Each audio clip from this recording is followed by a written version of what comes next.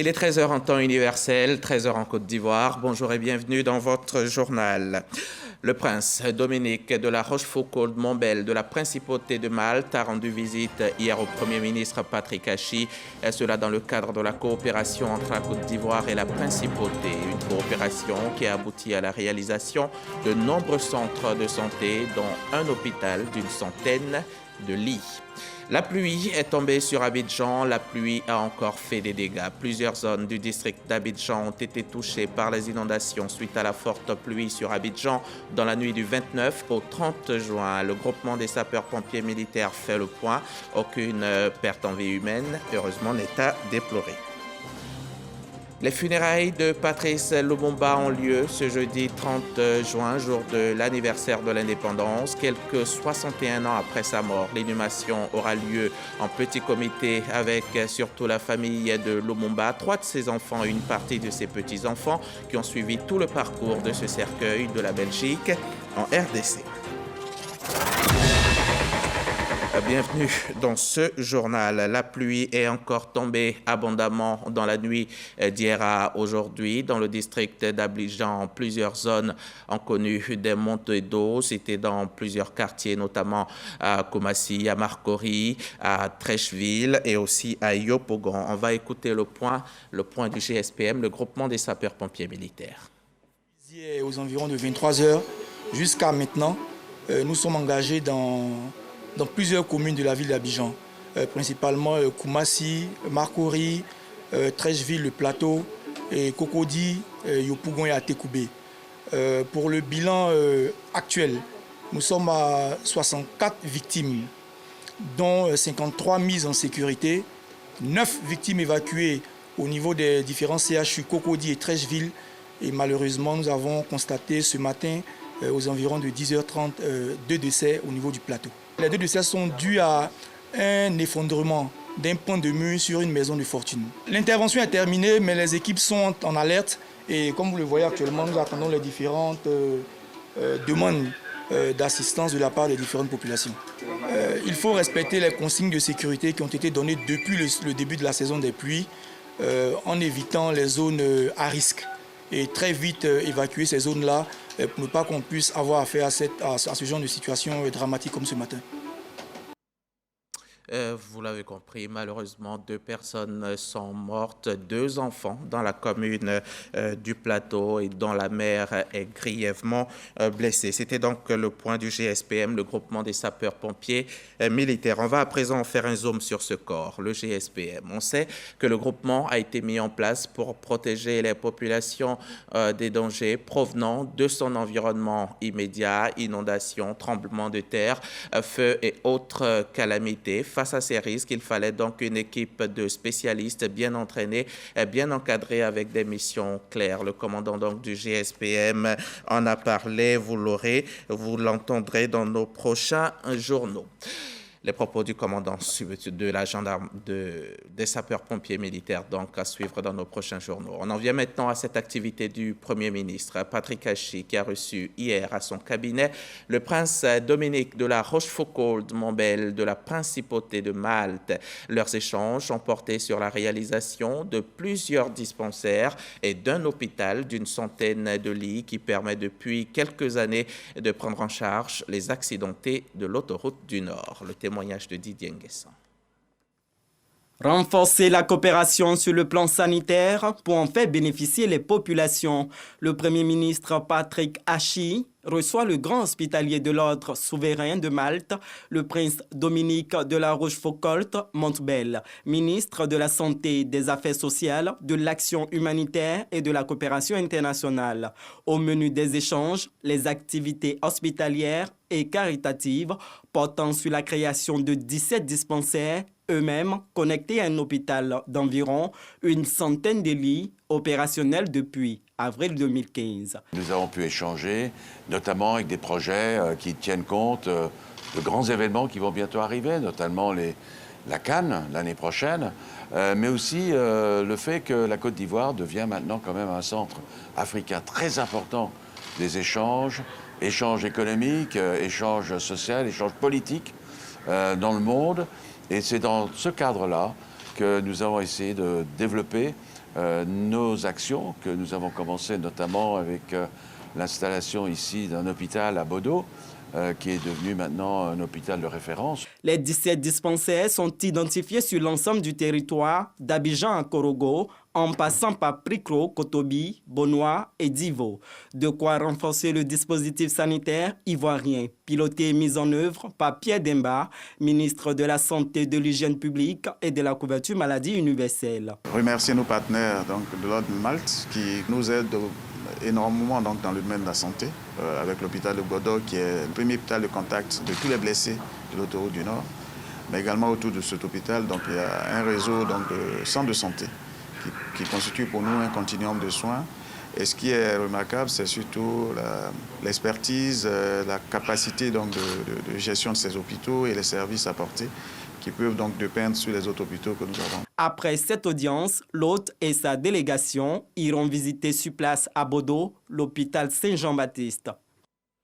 Ce jeudi 30 juin, la 13e législature de l'Assemblée nationale du Sénégal s'achève et Adama Bictogo assistera à la séance de clôture. Le président de l'Assemblée nationale est arrivé hier à Dakar sur invitation de son homologue sénégalais, Moustapha Niasse. Depuis Dakar, le reportage d'Herman Guivet. Le président de l'Assemblée nationale de Côte d'Ivoire, Adama Bictogo, sur invitation de son homologue président de l'Assemblée nationale du Sénégal, Moustapha Niasse, est à Dakar. Une invitation pour prendre part à la séance de clôture de la 13e législature de l'Assemblée nationale du Sénégal. Il est accueilli au pavillon présidentiel de l'aéroport Blaise Diagne de Dakar par le président de l'Assemblée nationale du Sénégal, Moustapha Niasse. Une invitation qui a valeur de symbole. Au plus profond de moi, je souhaitais que mon premier déplacement dans un pays d'Afrique noire se fasse au Sénégal. Et comme Dieu sait faire les choses, il m'a permis de bénéficier de l'invitation de mon grand frère, le président de l'Assemblée nationale, Moustapha Niasse. J'entretiens des relations fraternelles avec le président de la République, le président Macky Sall. C'est un frère. Je dis merci au président Moustapha Niasse qui me permet de fouler le sol de la Teranga. Le symbole de cette manifestation d'amitié, de fraternité, de confiance mutuelle et de solidarité est incarné par le président Alassane Ouattara et le président Macky Sall. Ces deux présidents sont liés solidement par des éléments de solidarité et d'échanges croisés. Notre premier partenaire en Afrique de l'Ouest, c'est la Côte d'Ivoire. Je veux que tout le monde le sache. Et c'est cette amitié qui se traduit par une solidarité constante, horizontale et permanente, qui se traduit par la visite de son Excellence, Monsieur le Président Adama Bictogo, que j'ai invité personnellement. C'est la première fois depuis 62 années qu'à l'occasion d'une séance de clôture de l'Assemblée nationale, nous invitons un député d'un autre pays, à fortiori le président. Il n'y a pas eu de précédent. On rentre à Abidjan, direction Bouaké, dans la région de Bouaké, sur place à l'hôpital Jean-Baptiste Vatelot. 20 porteurs du bec de lièvre viennent d'être définitivement soulagés, débarrassés de cette maladie qui se caractérise par une fente de la lèvre supérieure. Et ces anciens malades pourront désormais sourire à la vie grâce aux bons soins d'une organisation non gouvernementale. Kwadio Kwame, RTI Bouaké. Venus de partout en Côte d'Ivoire, les plus âgés parmi les porteurs du bec de lièvre ont pris leur courage à deux mains pour se débarrasser de cette maladie congénitale. Ouattara Amadou, âgé de 7 mois, subit une opération chirurgicale à cause de la fente labio-larinaire et ce sera ainsi pour chacun des 20 malades de cette séance. Ils ont jugé qu'elle était encore plus petite puisqu'elle a 5 mois, donc ils ont prescrit des médicaments et poursuivre ce traitement de 10 jours.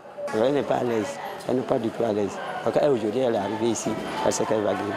Le praticien définit la maladie et les précautions à prendre pour l'éviter. Les patients que nous recevons et que nous opérons présentent soit une fente de la lèvre, du plancher du nez et puis du palais. Là, on parle de fente labio nasopalatine, ou bien ils ont seulement la lèvre et le plancher, c'est une fente labio-narinaire, ou alors c'est le palais seul et c'est une fente palatine. Puis il indique « Celui ou celle qui porte le bec des lièvres n'est pas un sorcier, encore moins source de malheur. » Il y a l'hérédité, il y a des familles, surtout les cas de consanguinité, favorisent beaucoup. Il peut y avoir des maladies qui favorisent ça, telles que la toxoplasmose, les anémies, le tabac, l'alcool, peuvent être des facteurs favorisants chez la femme au cours de la grossesse, surtout du premier trimestre de la grossesse. De 2010 à ce jour, 1260 chirurgies maxillofaciales ont été réalisées par l'ONG Sourire à la vie et ses partenaires dont Smile Train. Des kits sanitaires seront remis aux malades après l'intervention chirurgicale. Pour le suivi, il leur est recommandé la nourriture froide et surtout une surveillance particulière pour les enfants. Pas de pansement et les fils tomberont d'eux-mêmes en 12 jours. Ainsi commence une nouvelle vie. Toujours dans le domaine de la santé, 11 nouveaux pharmaciens inspecteurs viennent de prêter serment. Ils sont désormais membres de l'AIRP, l'autorité ivoirienne de régulation pharmaceutique. Et tout comme leurs prédécesseurs, ils s'engagent à lutter efficacement contre les maladies de qualité inférieure et falsifiées. Les précisions de Khalil Diomandé et Godefroy Okambawa. Je le jure. Je le jure. Ces nouveaux pharmaciens inspecteurs, au nombre de 11, s'engagent ainsi à servir avec probité la nouvelle mission qui leur est assignée au sein de l'autorité ivoirienne de régulation pharmaceutique, AIRP. Au nombre de ces missions, contrôler le secteur pharmaceutique et veiller à la non-commercialisation des produits contrefaits. On remercie notre directeur général, en tout cas, de nous avoir donné toutes les armes pour mener à bien nos missions. C'est vraiment maintenant de veiller à faire appliquer les lois et règlements qui sont en vigueur. Nous espérons pouvoir véritablement porter haut cette charge qui nous incombe. Les administrateurs de l'AIRP se félicitent des nominations et invitent les impétrants à respecter la déontologie dans l'exercice de leurs fonctions. Cette assermentation est importante. Elle va permettre d'habiliter ces inspecteurs et de leur donner une force dans l'exercice de leurs tâches. Je leur dis de respecter l'éthique pharmaceutique.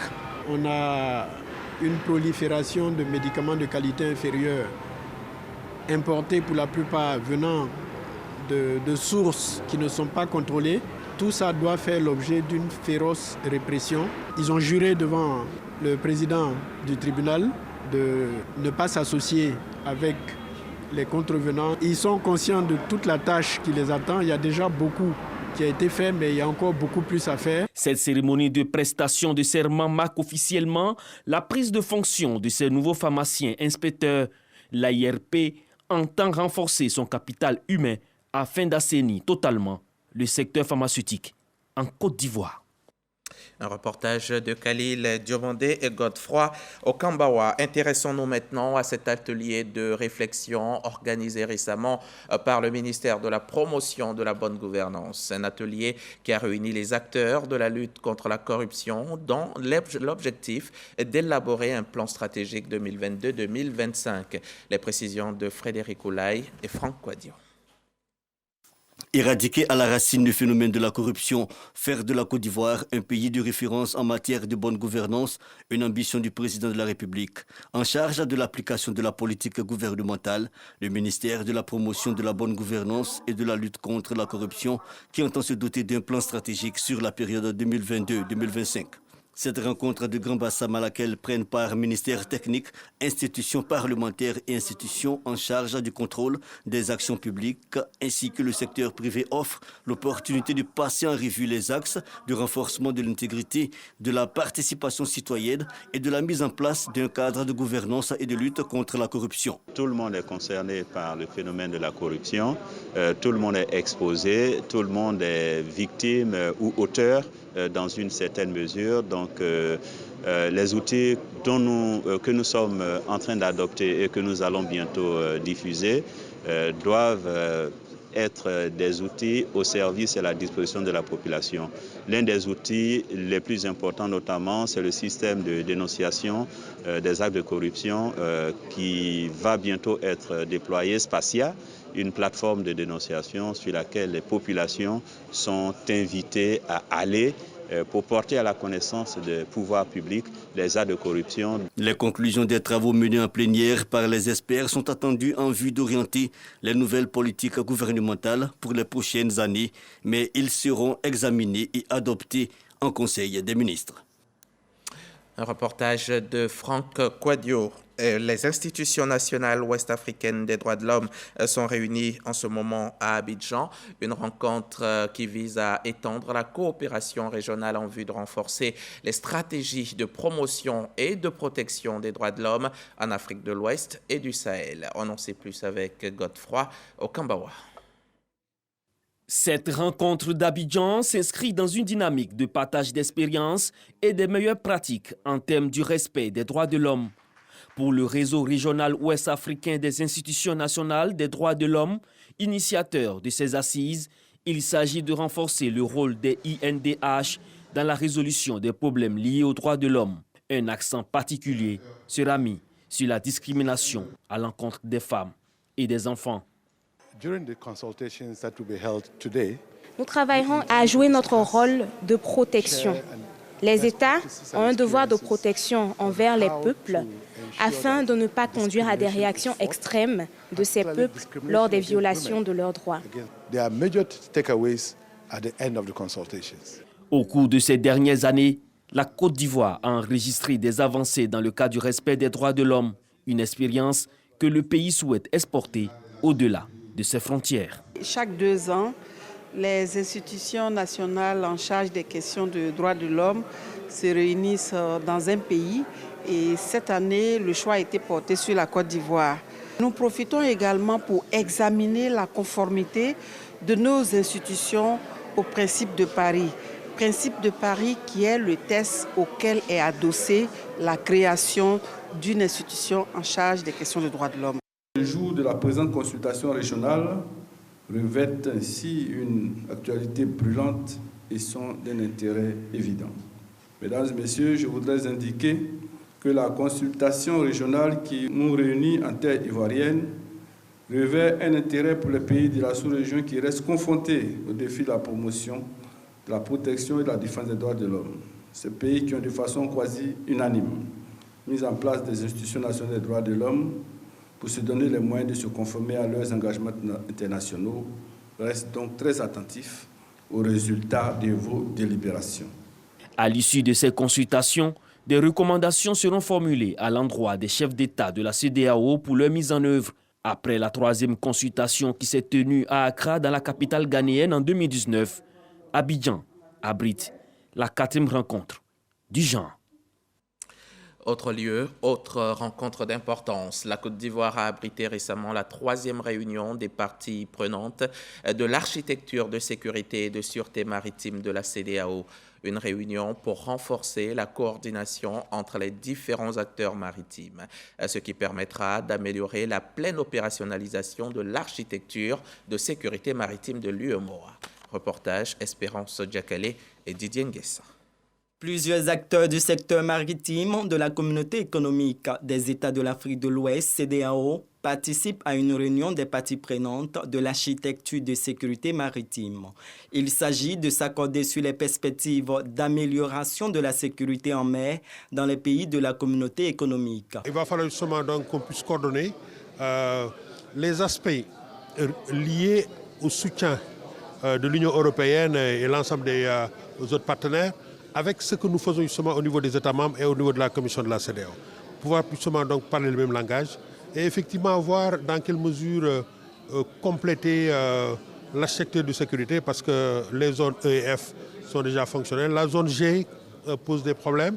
Nous allons voir justement dans quelle mesure être en mesure donc de pousser et compléter cette architecture afin qu'on puisse bien agir ensemble et faire de l'Afrique de l'Ouest une zone beaucoup plus sûre. Cette rencontre est une des déclinaisons pratiques de la stratégie de sécurité maritime mise en place par les chefs d'État africains à l'issue du sommet de Yaoundé en juin 2013. Nous avons au niveau de la sécurité maritime régionale un certain nombre d'enjeux et de problématiques sur lesquels nous travaillons depuis très longtemps. Et il s'agit pour cette réunion de mettre sur la table les éléments qui restent encore en suspens, où il y a encore pas mal de discussions à avoir entre nous pour aboutir à une communauté de vues et surtout à la mise en œuvre et à l'implémentation complète de l'architecture de sécurité pour notre sous-région, la CEDEAO. L'espace maritime commun est la source principale des ressources des États de l'Afrique de l'Ouest. Plus de 90% des échanges commerciaux internationaux se déroulent sur les ports et représentent un important levier économique pour les pays membres de la CEDEAO. À présent, direction Port-Boué, à Vridi précisément, où la CIR, la Société ivoirienne de raffinage, a effectué un exercice dénommé Plan opérationnel d'incendie. L'objectif, c'est de tester la fiabilité du plan d'intervention interne et améliorer le dispositif de prévention de la CIR. Il est 9h02 quand l'alarme générale incendie de la Société ivoirienne de raffinage CIR s'active. Le poste de commandement incendie PCI lance les premiers secours. La cause, une foudre se serait abattue sur le bac A1003 il y a quelques minutes et enflammé le produit déversé dans la cuvette. Les flammes se propagent rapidement vers le toit du bac. Le feu est circonscrit et les blessés évacués grâce aux actions conjointes du GSPM, de la gendarmerie, de la police, du SAMU, du port autonome et de la mairie de Port-Boué. Cette opération est le résultat de l'exercice de simulation incendie POI de la CIR. Une action de grande envergure qui vise à aiguiser les réflexes d'intervention des équipes opérationnelles. Il s'est bien déroulé et il rassure que nos équipements sont en bon état, que nous sommes bien entraînés. Le message qui part, c'est que la CIR se porte bien. Elle est en sécurité, elle est performante. L'exercice incendie plan opérationnel d'incendie POI de la Société ivoirienne de raffinage se tient chaque année. C'était donc un exercice d'incendie dénommé plan opération d'incendie effectué donc à la CIR, la Société ivoirienne de raffinage. À présent, cap sur l'Indénié du Hablin. On part voir l'axe Agnibilé-Krou-Bondoukou qui est en train d'être entièrement réhabilité. Les travaux avancent bien pour le grand bonheur des populations. Le roi des Brons lui-même est allé voir. Il est tout heureux et il exprime sa fierté et sa gratitude au chef de l'État. C'était au micro d'Herman Niamien. Il est totalement satisfait de l'état d'avancement des travaux de réhabilitation de l'axe Agnibilé-Krou-Bondoukou et il l'a tenu à l'exprimer de vive voix à l'entreprise en charge des travaux. Le roi des Brons, Sa Majesté Nana Adengra Kwasi Adjumani, s'est rendu dans les locaux de la base technique de l'entreprise, accompagné du chef de la province Angoubia, Nana Kwadjo Adjumani, pour féliciter et dire merci aux responsables de toutes les structures engagées dans la réalisation des travaux. Le chef est très heureux de ce travail, donc il a décidé aujourd'hui de venir remercier le responsable des travaux, le président de la République, le ministre des Transports, le ministre Adjumani et le ministre Amédée. Au nom des structures en charge des travaux de réhabilitation du tronçon Agnibilé-Krou-Bondoukou, Damien Lechatois a dit sa joie de recevoir la délégation de la plus haute autorité traditionnelle du royaume Bron, avant d'indiquer que les travaux seront bientôt terminés. Nous avons terminé les travaux de dégagement d'emprise. Nous avons également effectué une bonne partie des assainissements, environ 40%. L'intégralité des terrassements est presque entièrement achevée, de même que le traitement au sol ciment de la chaussée existante qui était présente avant notre arrivée.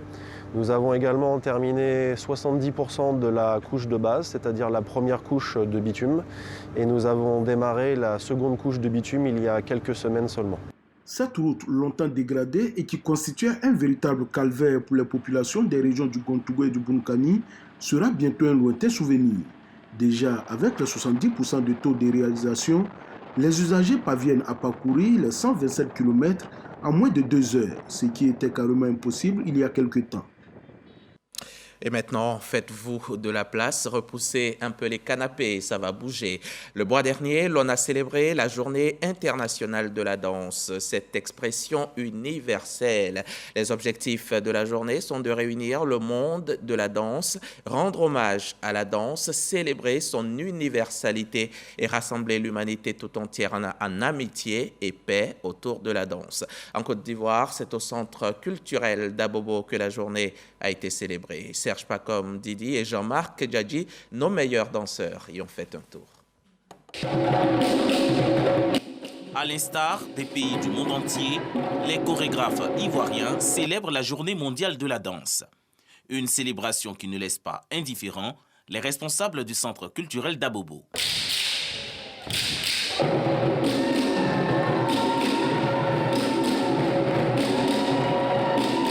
C'est une journée qui est célébrée partout dans le monde. Donc nous, en tant que structure culturelle du ministère de la Culture et de la Francophonie, on s'est fait fort de marquer également cette journée-là pour célébrer la danse. Nous estimons que la danse, c'est la vie. Célébrer la danse dans son universalité, c'est honorer les acteurs. Le Centre culturel d'Abobo célèbre pour l'occasion Ange Badier, chorégraphe, et président du collectif des danseurs d'Abobo. Les parrains Massidi Adiatou, chorégraphe international, et Serge Beno, fer de lance de la musique coupée-décalée, ont à travers leur présence apporté une touche spéciale à cette journée mondiale de la danse.